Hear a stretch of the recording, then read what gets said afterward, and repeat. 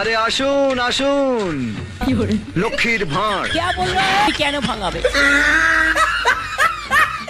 গুন্ডা ফাটাকেষ্ট। আগে লেটারে ছিল না, এখন লেটারে হয়েছে, কিন্তু মালটা কি আছে? আগে একটা বিড়ি 3-3 বার টানতো, এত গরিব লোক ছিল। আর এখন কোটি কোটি টাকা, 5 স্টার হোটেলে বসে ঘুমোচ্ছে। আর হোটেল থেকে রান্না করে নিয়ে গিয়ে একটা গরিব লোককে বলছে তোমার 10,000 টাকা দিচ্ছি, ঘরটা পরিষ্কার করে একটা থালা দাও, আমি একটু ছবি তুলবো, তাই আমি একটু খাবো। अरे कहना क्या चाहते हो?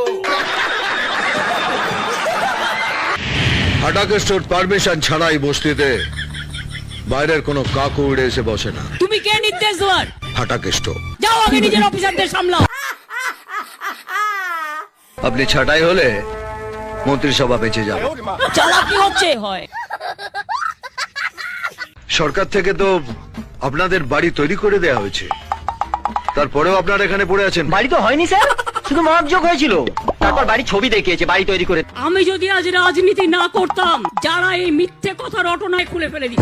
হ্যাঁ হ্যাঁ, ফাইল যদি ঠিকঠাক থাকে তাহলে একটু এদিক ওদিক হাওয়া খেয়ে নিন। আমি রাজনীতি করে মানুষের জন্য, আমি চুরি ডাকাতি করার জন্য রাজনীতি করি না। আর যদি ঘাপলা থাকে তাহলে এমন দৌড় করাবো যে মাঠে বসারও সময় পাবেন না, ওই লোটাটা হাতেই থেকে যাবে। বড় বড় কথা। বস্তির লোকেদের বাড়ি তৈরি করার জন্য দায়িত্ব দেওয়া হয়েছিল আপনার দপ্তরকে। 13 কোটি টাকা বরাদ্দ করা হয়েছিল। কোথা থেকে আসলো এই টাকা? আপনার ফাইল বলছে টাকাটা খরচ হয়েছে। সাংঘাতিক একটা গভর্নমেন্ট চলছে, কোথাও দেখাতে পারবেন না। টাকাটা কোথায়? টাকা তো তোমার নয়। বস্তি উন্নয়নের টাকাটা আপনি চালান করে দিলেন মন্ত্রী উন্নয়ন। একটা কথা ওদের বিশ্বাস, একটা চোর চিটিংবাজ ধাপ্পাবাজ নেতার সাহায্যে মমতা ব্যানার্জির গায়ে কি করে কালি লাগানো যায়, এত অপপ্রচার করা হচ্ছে। अच्छा